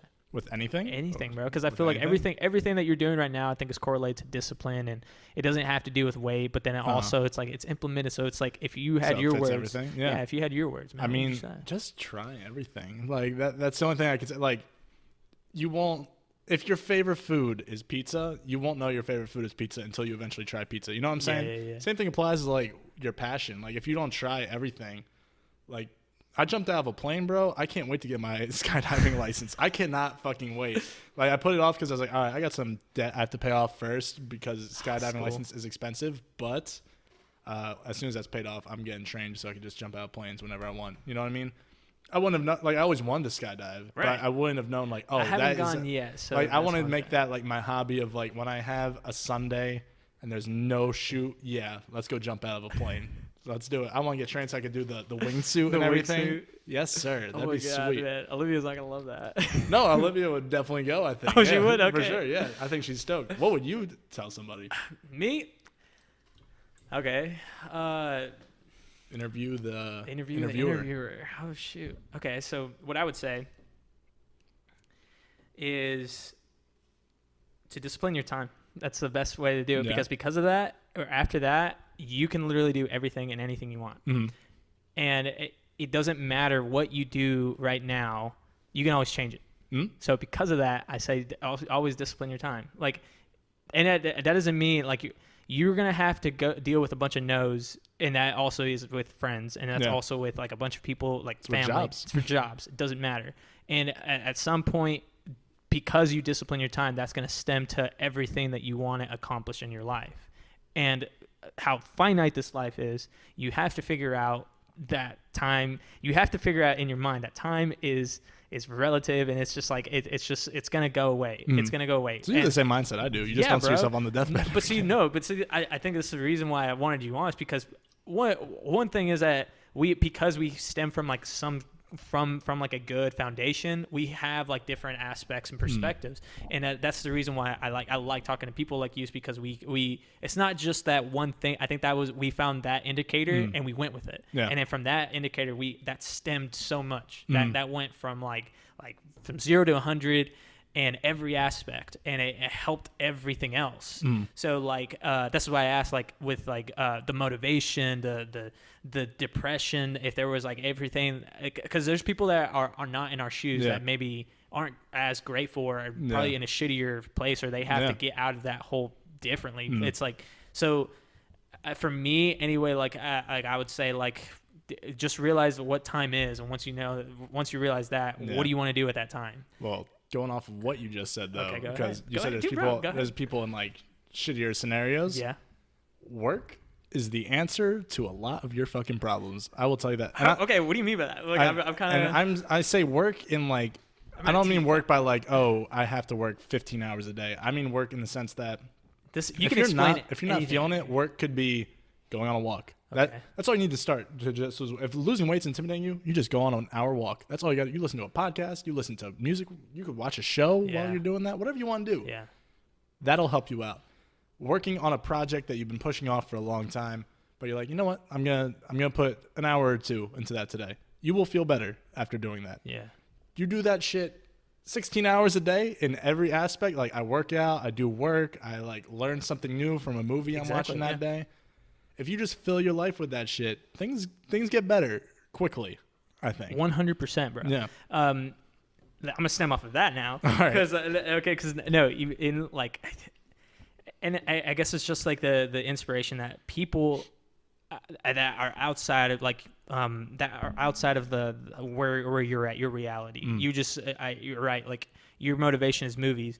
I also like mine are podcasts, a lot of them. There you go. But Joe Rogan did say like something. He was just like, you want to be the hero of your own movie. Like that's I heard that, yeah. Yes, and at that point, chapter 1 is like you're the guy that's in the rut. Yeah, like he's like, and this is why I like the underdog story so much, just because it's like if you like the dudes that fuck up their lives and then get you and make the comeback, they're way cooler. Way cooler. It's like, but you have like shit like to talk, like you started from this, but it makes everything else in life so much more like easy. But it's like the way you look at it, it's just like, fuck, why are you because you have that mindset of, oh, I did this hard thing. Yeah. What's the next hard thing exactly, I can do? Bro. Yeah. And this is what I'm saying, like the easy things in life end up coming after like the hardship. And I'm not saying that I haven't gone through like there's like different types of hardship, but then like, bro, we're living in an age right now where like hardship is nothing. Like the hardship that people think are hardship is probably nothing. Yeah. And I hate saying it like that, but it's just like, it's like, I think change always starts with the individual. 100%. It's almost always only the individual. And because of that, I think as like other outsources of things that like make other people mad, it's like, it won't make me as mad as I possibly 100%. Like. So that's where I'm going off of that. We're going off of that. Let's keep going, I was gonna say, well, like, going. There's obviously some fucked up things in this country. Like, I'm not gonna deny, like, there's a lot of shit going on that should be taken very seriously, and there are things we could do to prevent that. Yes. What I'm saying is, even though you're going through that hardship, there are 7 billion people on the planet. I think you have it way better than the person that's in 7 billionth place. That person has it bad. That person has it really fucking bad. If you want to get into that's like a mic drop right that's there. What I'm saying. If you want to like go to another, I mean, like one of the big things I want to do with filmmaking is travel and like make documentaries overseas. Yeah. You get to that point by doing your own travel work. That's why I made the Florida video as like a spec project that I could send out to people. You're there and like you experience. And then when I'm debt free, and if I'm not at that place yet, I use my own money to travel and make my own documentaries until that takes off. You know what I mean? So there are people out there that have it way fucking worse than you, and those are the people that I think they have the right to complain the most. I agree. That doesn't take anything away from your hardship. No. Complaining about your hardship doesn't change your hardship. Dwelling on shit doesn't like me sitting around saying, "Man, I wish I lost weight," does not make me lose weight. Nope. It's actually going out and losing the fucking weight. So I'm gonna stem off of that. All right, there we go. We just got rejuvenated. Yes, we did. And it's just crazy because I think you're right. Even like as minimal as it can see, you are the person that you hang out with, like the 5 people that you hang out with. You are like a summarization of those 5 people. And then I think about it, and this is the reason why, like, even just think about the podcast, and I'm thinking about like all these different perspectives. It's just because of that. It's just like there's so many different things out there besides like what people actually are surrounded by, and I think it's just right. Like you're right. Like when it comes to like going and traveling, like it takes that leap of not even faith, but just the confidence to go. Yeah, just making your world smaller. Smaller. Yeah. Yes. And like people say, man, like the mindset where people are like, man, this world is so big, and then you get other perspectives that are saying this world is so small, and it's like I don't know which one's right or wrong, but then I'm thinking like I met somebody I met somebody from a long time ago, and the fact that it was like, dude, it was such a small world. Like, the fact that I met them a long time ago and I saw them just recently, I'm just like, holy crap, man. Like, it makes me think, like, at that point, why is that so much inspiration? Like, why does that give me motivation to keep going? You know, and I think I look at that inner monologue with myself. It's like, I don't know. I just think it helps people in so many things. Like, I don't know. I that's what I'm trying to explain to myself. And what I look at that, and then I decipher it, and I think it's because of my strengths. Everybody has a different strength, and this is where I'm going, is that everybody has that different niche that makes them like you. And because of that perspective, somebody else is probably like, wow, like, oh my God, like I want to do that, or I want to build off of that, or like they're inspiring me to do that. Put their own spin on it. Exactly. So this is why I'm saying, like, surround yourself with people that are just like they want to go and explore. Just they want to go do people. Just forget confidence, discipline. If you just find 5 people that like make you laugh and make you feel good, that's a great fucking start. Remember those people, and thrive off of that. Just know like those people are like, okay, these are positive influences in my life, and just know like, okay, these people can actually like, I feel motivated, rejuvenated. Like I feel juiced up to go and do more. And it's just like, it really does change your mindset. And if you can't have that self-discipline to do it, maybe that can give you that self like fulfillment maybe. Right. But don't look at that and just say it's because of other people I've succeeded. You're not wrong. You also have to have that self-discipline for yourself. It's kind of like having that for you, and also making sure people know that, oh, okay, yeah, he's also like motivating enough to where I want them like coming around. It feeds off that, for sure. Yes, that's where I was spinning. I wanted to ask you this too, because this is something we didn't get into. This is kind of going back to the weight thing, but go going ahead. into like surrounding yourself with positive we, people. We have time, brother. You can ask me whatever you want. Hell yeah. I mean, I'll sit here for 5 fucking hours. Dude, be careful.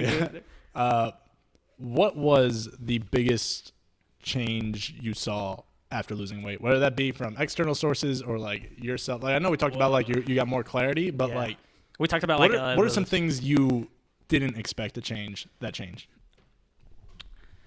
How I was viewed as a Hispanic. Now let me Hispanic. Okay, really? so let me reiterate. Okay, so I love my people. I love Mexican. I love the essence of everything that has to do with my heritage. Okay. You know, I love my family. I speak Spanish. I'm glad you love your family. Dude, and I think that's the thing. So when I stem from that, and I'm proud of that, I want to make sure the stigmas that, and I guess it's like the overgeneralizations that like Hispanics eat a lot. We do eat a lot. Okay. I'm not gonna diss on that. I'm just saying, hey, you guys got good food. 100%, bro. Yeah. And hardworking people. So I put that work ethic on the fact that I'm like, no, I want people to look at me as that perspective of like, you're more than just essentially like this sort of like Hispanic that's kind of like built this way, and like so that was the first change. Okay. That was like I realized like that like I would get. I'm not saying like I wasn't like, they were just like, when people would ask me like, oh, what are you? Are you like Puerto Rican, or are you Cuban, or are you? And I was just like, I'm Mexican, bro. Like I'm proud of that. I'm proud that I come from this sort of work ethic background. And that didn't change. It was the perspective of how to see Mexicans, and that's what I'm trying to change. Is like that idea that Mexicans are bad, Mexicans are this, and it just like it's like, no, there are so many different Hispanics out there that aren't Mexican that are making change for that same reason alone. Right. I don't believe that once I realized that, I realized like another thing where people should be grateful from what culture they come from, and from there I think that's what made me change. My family saw the difference. They were just like, man, you look so good, Mijo. You're looking like skinnier, you're looking fit. And some were even just like, they're like, man, you're too skinny, you're too fit. And it's just like, and I was just like, no, I feel great, like I look amazing, I like my confidence is up, and it's just like there was a difference there.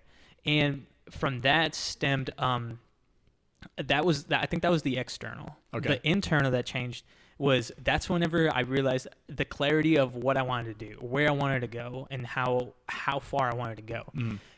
That's when I got accepted to the CP program. Gotcha. There was something there was an on and off relationship that I was in, and I think that's what stems a lot of people, is that maybe it was like a death in the family, a relationship that didn't go well. They probably flunked out, some sort of failure, something that made them go down, and they needed to get themselves back up. Yeah. And what I noticed is that once I started like cutting, I was running, I was like doing the more athletic shit than anything, just so I can get that fat percentage down. And I saw the ad for the college program, and I remembered this is what I wanted 2 years ago. So it was weird how it just spontaneously came up. And it was like a year after, and I realized, I was like, this is what I needed to do. Like I needed to do this. I applied, and the whole process, and it's like you get through like that phone first interview. Phone interview. Smack that shit out of it. That was me thinking the phone interview. It was like, fuck the phone interview. Damn it, dude. And it totally changed my mindset, man. After I got into that motivated me to keep building that because I felt I was doing something right. Yeah. And everything happens for a reason, man. And right. once you build on one thing, you just keep building on it. And I knew I was not at that place yet. I knew that I wasn't at that place where I was satisfied with my body. So I was like, nope, now it's time to bulk. And like now I cut for so long that now it's like, all right, now it's time to kind of like get some muscle mass into me and realize the strengths that I can do with my body type. So I started doing handstands. I started doing like all these things that I didn't think I would be able to do because I came from the background of like football and baseball, and we had like these specific like workout regimens for those things. And I'm not saying that's a bad thing. I'm just saying like for my body type, that was a totally different thing because now you're hitting different types. Like you're hitting calisthenics, you're hitting all these different things. So once I stemmed from that DCP thing, and I knew that I was like, I'm going. This is my life change, and I got accepted, dude. From that point, everything that I was doing, like from my finances to everything that had to do with like the worldly things, I was like minimalizing my stuff. Like I was like going off of like what I was wearing. I was like minimalizing that. I was minimalizing my lifestyle, minimalizing everything to the point where I was like, I need to focus on this thing because this is what's gonna get me out of this traction that I'm in right now. Not saying that I love Texas and I love all my people there, but there was a certain point where I was like, this isn't fulfilling for me. Yeah. And I think at that point, that's what was that was the driver that kept me going and kept me going. And so I was like, I'm doing this. And my uncle, he was the one that gave me inspiration. He was the first one in our family to ever go to college, man. And shout out to him, man. He was the first one to kind of like teach us how to succeed. So he set the foundation, the kind of like the. He's like, hey, if I could do it, you could do it. Yes. So granted, I didn't do the same like systematic way that he did it. I just know that he set that groundwork for me to do it. Yeah. And the perspective of like the old traditional way that like my parents saw and how I saw it totally changed, and they're learning from me now. And I just think that's so, like, it's so inspiring for me because now it's like I feel like I'm doing something right at that point. And I'm like, they're looking at me as like, wow, like Johnny's probably doing something really good. And it takes now that I take that leap. Now you're going to deal with new like obstacles, new failures. You're going to deal with new things at this new place, and that's a whole different story. But you know the satisfaction of accomplishing something. Yes. So because of that, I knew that foundation had to keep going. So that whole mindset when I got here still kept stemming, and it brought me the relationships I brought, the friends I made, the like everything I learned. I even did real estate for a little bit just so I can get like I was so in awe with these tiny houses, but it was just like my mind was like so much that I wanted to try everything. Yes, man. And so finally I was like, dude, this is there's something right that I can't pinpoint, like that whole journey. I can just talk about how it started. People can decipher it for themselves, but like, I think there's a downfall that has to happen for you to get up. 100%. So that you need it. Exactly. Yeah. And that's where it happened, man. Like, I think that's where I was like, I needed to improve something. And the best thing that I can improve is the things I can control, things I eat, the things I can, the how much I can work out, how much money I'm spending. What am I spending it on? Like, so it slowly started building. And so I don't know if you know, like, I write also. Like I just like write in a journal. Like I think like I've considered starting journaling. I think for me it's gave me some like therapeutic sense to it. And you could write down if you had like how you were feeling that day, and then you kind of look back. Why did I feel this? Oh, because I did this thing. I have journals all the way dating back to 2018, and I read them just like recently when I was like and everything that like has changed from like then to now has like totally dwarfed because I have like one for like Disney and everything. Anybody like, I think writing it down actually like manifests anything that you want to accomplish. Oh yeah. So like I heard that it was like 40%. Don't quote me on that, but it's just like it's like 100% more likely that you're gonna get it. But all these different percentages only means something if you're actually gonna do it. Yeah. So like when I do write down, it's like the same thing as scheduling. It's like once you write it down right there, you're telling yourself the satisfaction of crossing that off the list. Check is great. And at that point, that's when I started realizing that this is the way to do things. It becomes fun. Yes, man. And bro, like I don't know why. Maybe it's just because we're not in that same wavelength as other people, but it's just like other people just look at it, man, you're just a workaholic. People think I'm fucking crazy, dude, and I'm sure people think you're fucking crazy. No, but see, like if I looked at it from a different perspective, not like because I feel like we're in the same wavelength, but if I look at it from some other angle, there I would look at you and be like, dude, you're just working too much. Yeah. You're like, but I enjoy it, man. I agree. Yeah. I think you even like whenever you use your little time for space and like just free thinking or just waste time, even just kind of like making it at that point, it's like even you can do spontaneous things. It's just like I'm gonna go enjoy life. Yeah. And I think that's what scheduling does. So even that's why I stem from like scheduling your time and disciplining it. I think that's what stems from like everything else. Do you think you're addicted to getting shit done? I think life happens, and when life happens, I think you end up realizing that the shit that you do has to have a purpose, but also no purpose. Like, and what I mean by that is that now I think that there has to be a balance between just having structure and having life.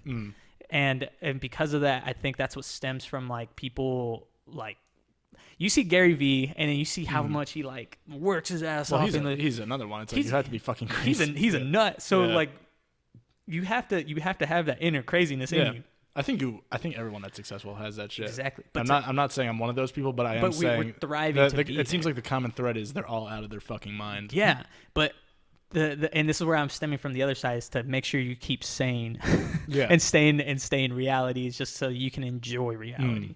So the balance of that, it definitely COVID doesn't help, but like everything from that beforehand, I was enjoying it, and like it didn't matter how much I was struggling, it didn't matter what I was doing, but I was enjoying every minute, knowing that I was like, no, I'm going to accomplish what I'm going to accomplish.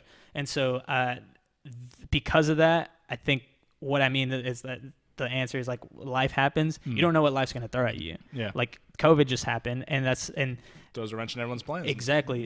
We've never lived in a time. 100%. We will never live again in a time like this. Exactly, man. So, and this is why like it stemmed from like adaptability. You got to be able to change and restructure, and do everything differently because that's what you thought was going to happen happened. So now everything that you thought you wanted is not going to be what you wanted. So you have to like know how to adapt. And I think that's another trait that people can't do is learn how to adapt. Well, I guess we didn't really talk about adapting, but I think that is what do you think about that? Like, do you think? I think adapting is the most essential trait you need to have in life in general. So it's kind of just like looking at someone that was great in high school. I don't mean like popular. I just mean like had their shit together. Like everyone thought, oh, this person's going somewhere. And then you look at them 5 years from now and they're not doing shit. They didn't adapt to the system, whether that be school, whether that be just life in general.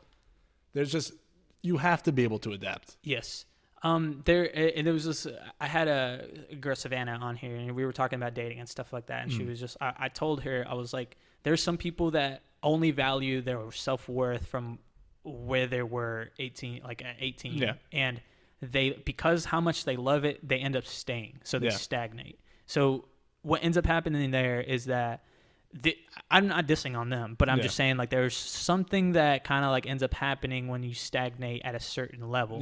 There is no perfect way, but as long as you keep progressing in any aspect, I think that's what is gonna keep you from staying like at that 18-year-old where people like have their shit together, but really 5 years later they don't have anything to show for it. And it's like at that point, everybody's individualistic view of like success is gonna come into play, and they're like, well, this is what I think is gonna happen, and I vouch for that, but this kind of goes back to our health thing, is that if you don't have the discipline and health to kind of like keep your brain functioning, keep your body moving, then I don't know how far you're going to make it. Like that's not fucking far. No, dude. And so at that point I look at them and I'm like, it's sad. It's like, damn. Yeah. And so, and like, bro, we talked about the fat shaming thing, but this is the reason why I bring it up is that we think of how technology is going to heighten that whole thing, and like how like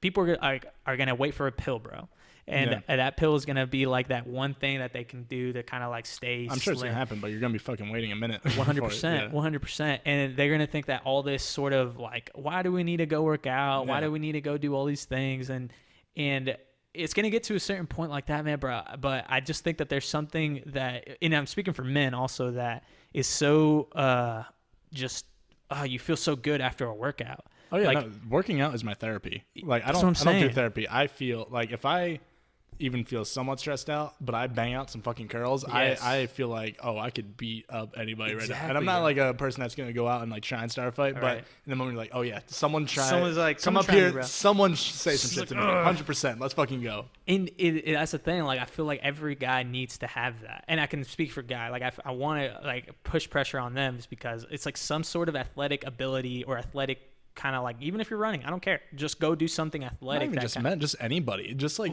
just getting your body moving, you feel fucking great. See, that's what I'm saying. I can only speak for men, but for women also. Like, I was like, if y'all also want to go out there and just actually, because honestly, that's a fucking turn on for us. Like, and I think it should be vice Hey, versa. yeah. Like, I mean, I think anybody working out, whether you're a dude, whether you're a girl, I'm That's like, what I mean. damn, that person has their shit together. You know what I mean? that's what I mean. Is that Yeah. like, I think that should be like a kind of, but that's what I mean. Right now, I don't think so. I think people want to look for these guys that aren't driven, that aren't. I don't think that's true. I feel like there's girls that do look for that, bro.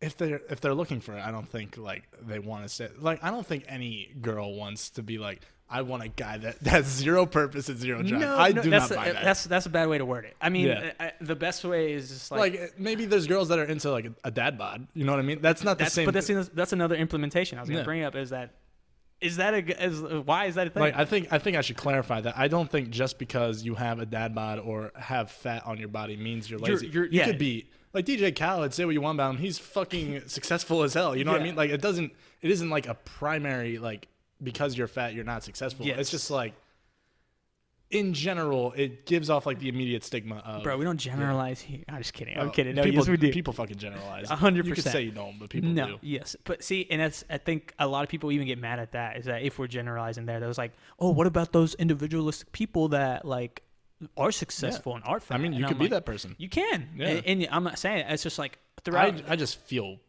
Bad. more motivated. I feel more motivated. And I just feel fucking better. Like I thought like that's the thing. I definitely had times in my life where I was depressed, but like in March it was not one of those times. I was Okay. fine. You know Yeah. what I mean? It was just more of like it was just like I didn't hate myself. I wasn't like, oh fuck you, you fat ass. I was just very like, hey man, you're pretty heavy. Let's see if we can do it this time. Now's the time. And the second I did that, bro, because I had confidence right. to a degree. Like I thought I had maxed out my confidence when I moved to Florida because Yeah. I just have good charisma, got efficiency Everything. done. Yeah. You were just. But when you add the weight loss thing, you are like, oh shit, I can run for president. I could do fucking anything. You know what I mean? Like, Anything, bro. Like I'm like, oh, sit on the moon? Yeah, why not? It's weird. Like it sounds cocky as hell. No, and but see, there's definitely I think- like an ego thing. I think ego. Do you think ego drives like success and motivation? I think everyone has an ego. I try and keep my ego in check because anyone that says they don't have an ego, they have a fucking ego for sure. Like I don't want to say I'm an egotistical person, but there's definitely something there. Like it's just, I feel like you almost need it. You have to hype your. Like I'm the biggest This is what critic I'm and the asking. biggest fan of myself. Like I'm the biggest hype me up. Like Chase, you fucking got, bro. Can't wait to show off to all these people the shit you do. And at the same time, I'm the biggest critic of like, yo, bro, that Florida video, yeah, it was decent. You could do better. But you could do better. Yeah. It's like that. I have simultaneously have both of them, so I keep my shit in check. Here's the dilemma right now. Is that like I agree with you, and I think everybody does have an ego. It's just like people think that the ego is so bad now, and it's just like I mean, it can be. It can be. I Yeah. agree with you. It's just that's the reason why I also think that not being so driven, like not being so crazy. You gotta, I guess, balance it out with like the day-to-day living. Right. But this is why I'm saying like I don't want people to think that the ego is there for the bad. It's there to help you succeed, and Yeah. for some reason I think that it's symbiotic. It's correlated. It's correlated with it. That goes with us like being successful and your drive to have purpose. Yeah. So also it's like I want to bring up also this is that do you think that like purpose has a lot to do with like people not knowing like if people don't Oh, it's a big factor. yes Yeah. and especially I think for men especially now after COVID and shit like they're trying to find their purpose Yeah. they just don't know how and I'm just trying to figure out like like, is it just because of like everything that's going on? Because we're also it's not just because of what's going on. I agree. Because I found my purpose in losing weight. You know what I mean? It's Bro. like COVID in a way inspired me to do it. Yes. You know what I mean? And I'm not, and what I mean is like people relate it to a job.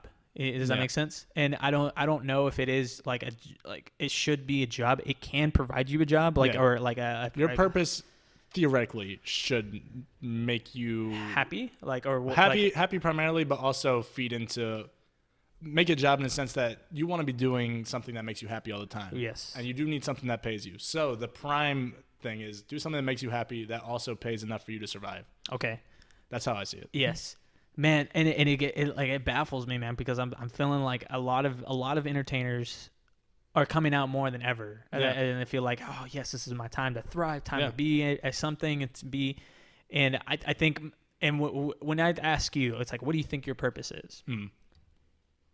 Chime on that. What do you think? Like, what my purpose is? Yes. To enjoy life, to win an Oscar. No, see, and it's like. It might happen when I'm like 88, but hey, I will try and like win. I don't want to say win an Oscar because I say win an Oscar because it gets the point across to people that I want to make big movies. Right. In my head, all I want to do is make big movies and like get paid to make those movies. Yes. If I win an Oscar, cool. I don't really give a shit if I win an Oscar, but it is in the mentality of being in that league. You know what I mean? That is more my drive. It's the way you answered it that I think that's the mindset is that I think the way that people answer is not with like, oh, I want to hit retirement at this, or like have a job. And like I said, I don't want to retire. Exactly. It's like, it's what is fulfilling you? What is making you feel happy? And I think that's the best way to answer the purpose. It goes to success. It goes to what will bring you financials, what will bring you all these different things. But you find that that thing that gives you purpose and makes you get up. If you find that thing will make you money eventually. 100%. Yeah. So, and this is what I'm saying. Like I think that all of that is correlated with the purpose, the ego, all these different things that don't think it's bad. It's not. It's like it's a driver that kind of like will continue until you die. Until you see yourself on that fucking deathbed, man. I'm telling you will see it, bro. Man, we were hitting a lot of good things. That is good things. Yes, yeah. And the last thing I want to do, we're about to finish it here. Okay. But the last thing I want to do is like just so people know is that we're humans. Like we all are we. Are we gonna get in this conspiracy? Speak for yourself, thing? man. I don't know. Okay. I will speak to myself. I'm a hybrid of yeah, exactly.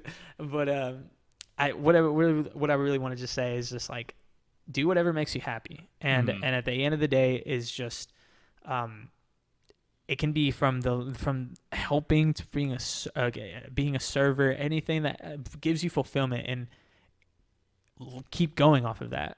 And actually, because of that, that's what's going to bring you that satisfaction, not just in one aspect, but it's going to give you that satisfaction in every sort of thing to make you keep going. And that's how I want to end it, is with the motivational thing right there. It's just like, you've heard every 2 cents that we had to say, and like what brought Chase his motivation, what he stumbled on, what he was struggling with. And I want to always end up these sort of podcasts is to be who you are and to be happy with who you are. Don't sell yourself short. Know your value and be that. Anything you could chime on. Do the thing. I don't know what else to say. I mean, like that thing that's been stressing you out. If you just do it, it'll take faster than you think it does. Yeah. Like this whole losing weight thing. At first, I was like, I could do this in like 12 weeks. It ended up being 6 months. Yeah. But that 6 months, that flew by, man. I don't know how when you were losing weight, but my time flew by.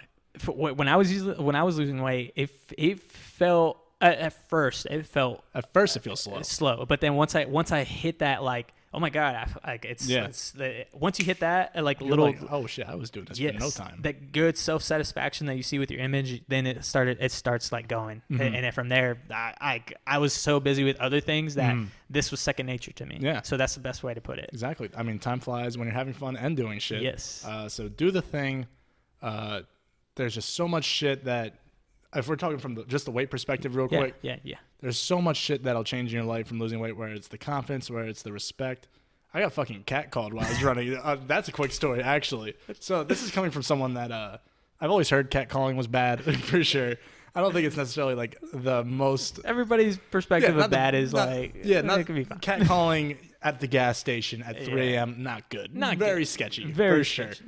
So, anyways, I got to the point. Yeah, I hit 190, and this is how busy I am, man. I don't have time to fucking tan. I had just a pasty body all summer. I was pasty all summer, and I was like, I don't like. This is how crazy I am, bro. Because I asked you, are you addicted to getting shit done? I'm addicted to getting shit done. The other day, I scheduled my day from 8:15 to 10 o'clock, but I got so fucking efficient that day. I'm done by 7 p.m. So I'm like, oh, this is chill time.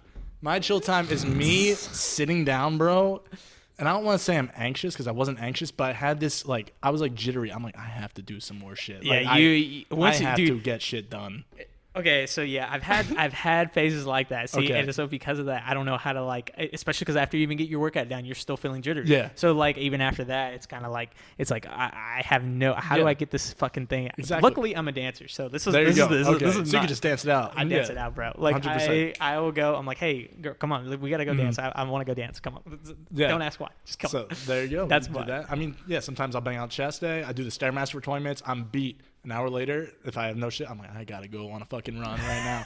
So in one of these scenarios where I do end up going on a run, so I'm pasty. I'm like, how do I tan without having to sit down and do some white people nothing? probs. Yeah, do nothing while tanning, because all tanning is doing nothing. Doing nothing. Yeah. I can't do that. I just can't sit still like that. So It's a skill. yeah, Literally. 100%. My brilliant mindset is, oh, I'll just tan while I run, because now I have like, I don't have like the best body in the world, but I have a body I am proud of now. I have a body I'm like, yeah, I could go out and run. You see where I live. I live by like a busy ass road. Yeah. I'll go run down that shit. Go easily. through Chatham, maybe come back through. 100%. Yeah, I go down by the outlets, like all the way down there. I run and then I walk back. Yeah, so I am trying to tan, and I will only do it because it's been cloudy, man. It's been raining. It's like noticed, yeah. Luckily, like today, it's kind of partly cloudy. Yeah. And we're just kind of like, all right. And my workout routine is legs, chest, arms, shoulders, just running, and then it's no days off. It's just repeat of those 5 days. Oh, those 5 days. Yeah.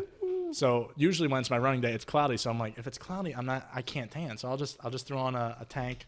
So this is the first day I run shirtless because it's sunny. I'm like, man, I've done it before. I've done it with this dude. This yeah, guy's 100%. I'm gonna tan a bit, get that little orange going that I want. I'm not doing the Final Destination 3 shit where I'm like getting burned up to a crisp. All they see is a white pale person. Yeah, just exactly. Like running. So, I'm like, what's wrong with this guy? I'm booking it. I got fucking Meek Mill blasting in my ear. He's just screaming. I got 6ix9ine queued up, ready to go with Gummo. And then I just hear like this honking, like boom, boom. And I turn to my left, and it's like these two very nice ladies. And they're just like, very nice ladies. And they're like saying hi. And I have a girlfriend, so I'm not paying attention. But it felt good. It was this scenario of like, oh shit, did I just get catcalled? I was like, what the fuck? Like, I'm living in a world now where this happens. Like, and I'm not saying no one like paid attention that way. Like, I had dated girls when I was heavy. Those girls are all still great.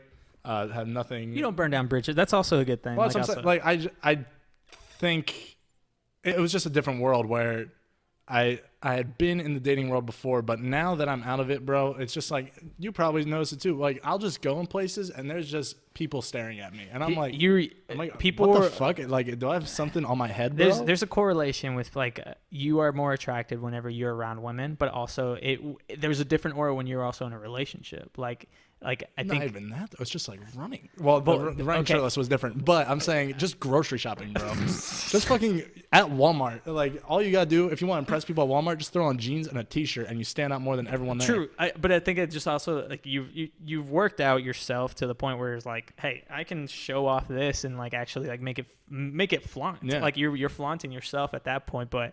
Yeah, I think it's just it's all correlated with like looking good. You look good, you feel good. Yeah. So that's the best way to kind of like put it right there, bro.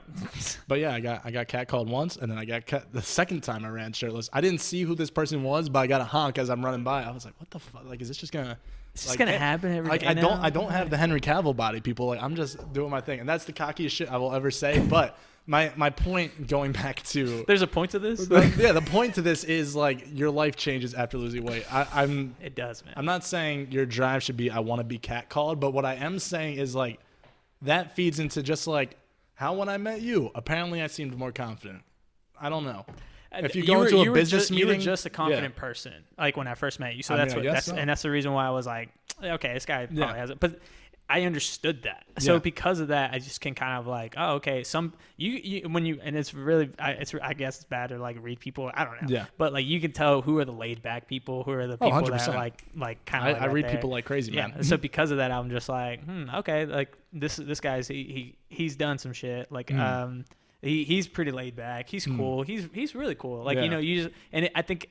Not even objectifying, but it's just like the way that you read people. Like that's a good trait to have, honestly. It's a good trait to have. And Yes. then if you lose the weight, you'll do that. But it doesn't have to be losing weight. Like Exactly. like we were talking about, just finding some shit that stands out. Yep. Is all It's you like gotta do. what you're confident about. So it's like, I love to dance, man. I'm gonna fucking flaunt the crap Yeah, out man. of that. I've seen you dude. dance. I'm like, oh shit, yeah, Johnny's dude. dancing. Yeah, dude. I'm like, watch the fuck out for sure. Yeah, some crazy shit going Dude, on I over know. there. I know, man. Are you gonna teach me how to dance, man? Dude, fuck yeah. Yeah. I don't want to be like too Yes. boring of a dancer, but Here's the I thing. do. I feel sorry for all the white people. But this is the, Yes, like, sir. But at the same time, like there's some crazy people that know how to dance. I'm just. Oh, yeah. I'm still a student. Let's just say Oh, that. yeah. I'm not even. Hey man, like, I'm still a student of filmmaking. You know what I'm exactly. saying? You could never say that you're like you're always going to be a student. Always. Yeah. But I like to transcend, like, especially something I'm very confident in, which is dancing, and then implement that into, like, dude, I started swing dancing, and then I started going to, like, shit, there you hip hop go. dancing, reggaeton, and I was just like, this is out of So my you freaking lost me. ballpark. See, yeah, I so am, like, what? Yeah. see, that's what I'm saying. There's so many things, and I'm just like, I'm gonna try them all. Fuck, that. Uh-huh. Like, it makes me want to go to all these 100%. things. But see, Oh yeah. it just stems from like that same thing. It's just like once you try it, you get confident in it, you keep going, and then it just comes out with a lot more things. 100%. Dude, we finally hit the time limit. We were almost. It was almost wrapped up like 3 different times. Yeah, no, and I know. then- I keep looking at the time. And Yeah. I was just like, it's good, but it's a minute and 40. We're not. It's pretty good. That's not bad. No, Yeah. no, we've been good, dude. But dude, thanks for coming on, bro. Thanks for having me, man. Dude, you're I appreciate definitely it. yes. We're gonna have you back on. We're gonna talk about Oh more. shit, I made it. Am I getting like a retainer contract? When I Yeah. create a contract. Oh but, shit. Okay. But no, bro. Like I think a lot of people are gonna like your perspective. I think a lot of people are gonna want to know about it. And Hey, if you hate know, me, I like you too. It's okay. It's fine. I mean, we don't hate anybody here. And that's the thing. I bring up everybody. If people want to get they love them, I'm like, hell yeah, you can come back whenever you want, bro. Sounds But good. dude, thanks for coming on. This is Chase Azarian. I'm gonna have his link down below for all of his different stuff, where you Sounds can good. find him on Instagram, YouTube, his I guess you can put like your real estate, your company, Yeah. and all that stuff. I'll throw my little portfolio down there. Dude, Yeah. yes. And I'll put up like those pictures of us like when we were like big all the way to like where we are now. But dude, thank you everybody for listening. This was another episode of the Slice of Life podcast. Like I said, Chase Azarian came on and we had a blast talking about fitness, talking about everything. Guys, thank you for tuning in. Hit that like, subscribe, hit that little notification, everything. Smash it. Smash it. You can find the Slice of Life podcast on every platform. Just to let you guys know, every platform that has to do with music and podcasts, everything, you can find it on there.